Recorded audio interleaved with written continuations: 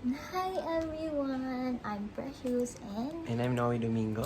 so today we are going to do a project in computer programming, which is we are tasked to create a game application, And it was it was inspired by the game Piano Piano Tiles. Tiles. Yeah. So, yung game namin is inspired sa game ng Piano Tiles. So, in the next clip, we will show a video ng process sa aming game application. So, panoorin nyo lang.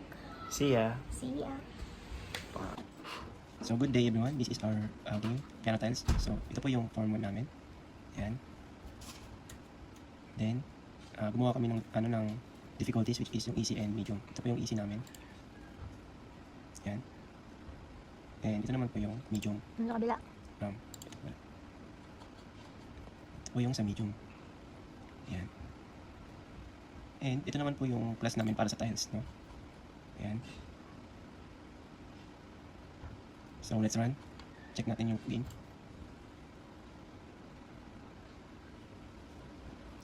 So ang ginawa po namin is yung program muna, hindi po muna kami nag-base sa design. So let's start lang natin yung game.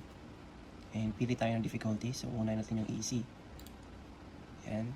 Then click lang yung start. And ayun na.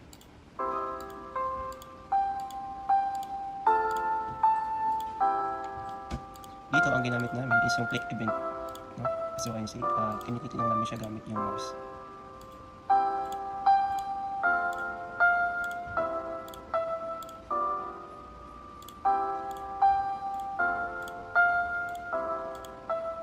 So ang easy form na song namin is yung Twinkle Twinkle Little Star. Ayan, makita niyo hindi ko siya na pindot.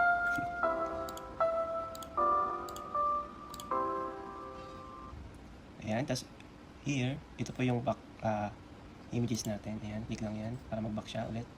Then punta naman tayo sa medium difficulty. Click lang natin yan. Then start. Ang hirap. So our song here for medium is The Canon D. Yeah.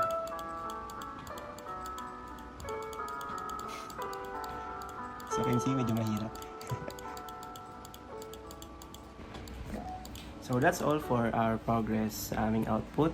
So ang next namin nga gawin is yung paglalagay ng another features. Like for example, yung designing ng every form, which is yung easy, medium, no? And also yung starting point ng ating game. And also yung ibang features like yung tiles, as you can see, kapag magkasunod sila is magkadikit, no? So, ang next namin gagawin dyan is ayusin na lang namin yung mga tiles din dun sa class natin, okay? So, that's all for today. Thank you for Watching. watching. Bye. Bye-bye.